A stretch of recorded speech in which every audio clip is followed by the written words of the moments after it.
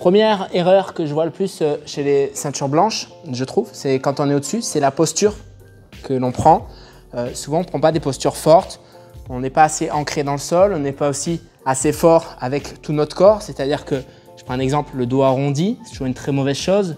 J'ai plus de force dans le dos, mes appuis sont instables.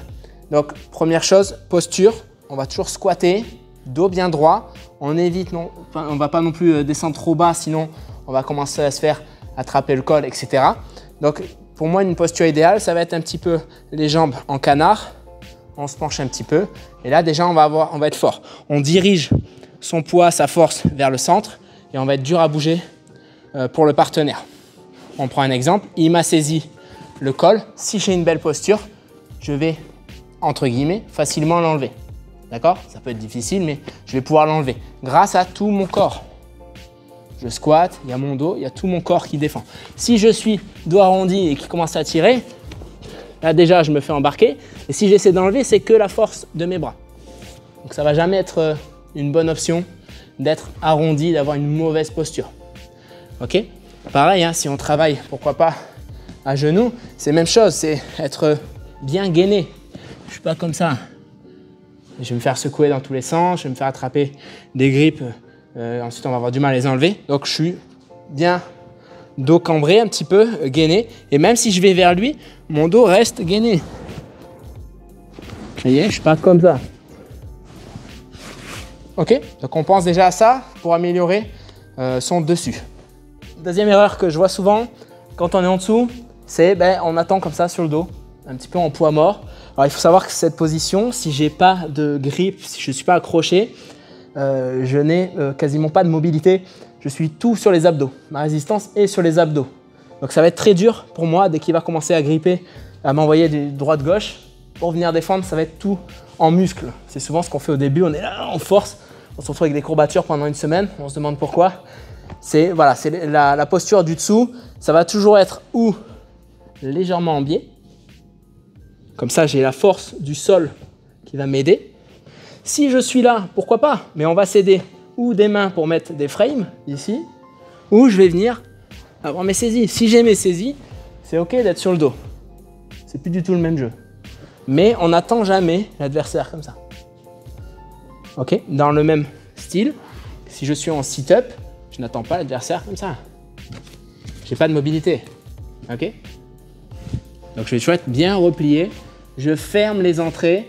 D'accord, les entrées de passage, et je vais pouvoir défendre avec mes bras, avec mes jambes, et s'il y a besoin, je vais descendre. Plus on est replié, mieux ça va être pour votre défense. Rien qu'en vous repliant, des fois, vous pensez à ça, votre garde elle va déjà s'améliorer. On se replie, on referme tout, on a les pieds qui viennent tout le temps repousser, on va créer de l'espace, et dès qu'on peut, et que l'adversaire s'approche, on va aller chercher des grippes, pantalon, manche ou col, par exemple. Donc, dans exactement la même logique, on ne va jamais travailler sans grippe.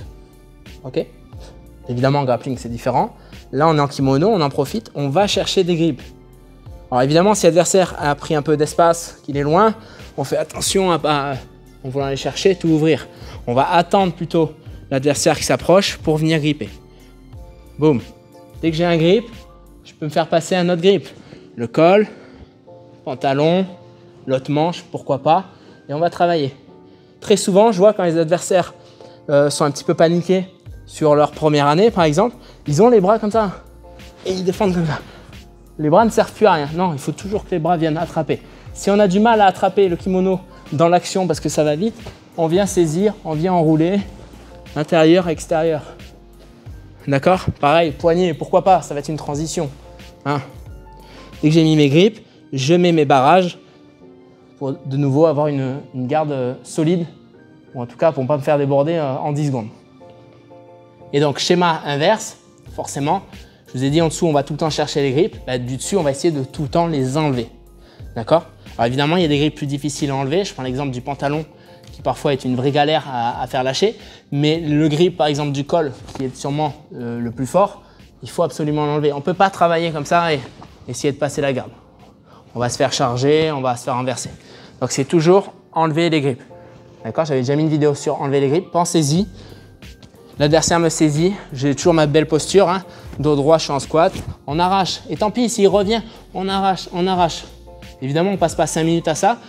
L'idéal, quand j'ai enlevé un grip, c'est de garder ce grip pour l'empêcher de remettre la main. Et de là, je vais pouvoir essayer de travailler. Et vous voyez, déjà avec une main en moins, ça va être vraiment plus compliqué pour lui. On va pouvoir travailler, etc. Le pantalon, comme je l'ai dit, c'est un peu plus dur. Il y a d'autres méthodes. On peut essayer de replier, casser. Si on n'y arrive pas, il y a des tentatives de mouvement pour faire lâcher. Je prends l'exemple du long step, etc. S'il a une manche, on va venir toujours essayer d'enrouler, casser ça. Et hop, je tiens. Je ne laisse pas remettre. Alors, dernier point, point général. Pour certains, ça met plus ou moins de temps. C'est utiliser le moins de force possible. Je sais que c'est difficile.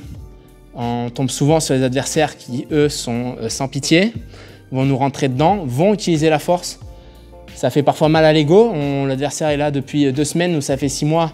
Il force quand même armule et on sent que si on ne force pas, on va peut-être perdre le combat. C'est pas grave.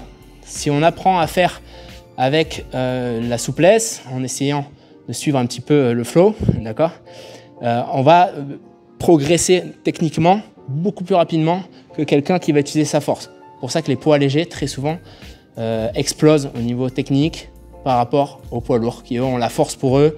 Et souvent, ça en remet à ça en disant j'ai pas le choix.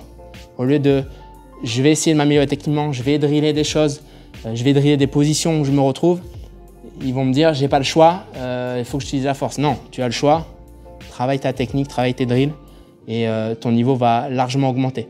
D'accord? Donc je sais que c'est dur face à un adversaire qui va parfois mettre la poigne. Alors évidemment, il y a des moments où il faut utiliser un petit peu de force, mais on n'est pas à 5 minutes crispé. C'est souvent l'erreur qu'on fait au début. Je l'ai faite moi-même les premières semaines, les premiers mois. On se retrouve avec des courbatures pas possibles, on force comme un âne, mais c'est pas comme ça malheureusement qu'on évolue.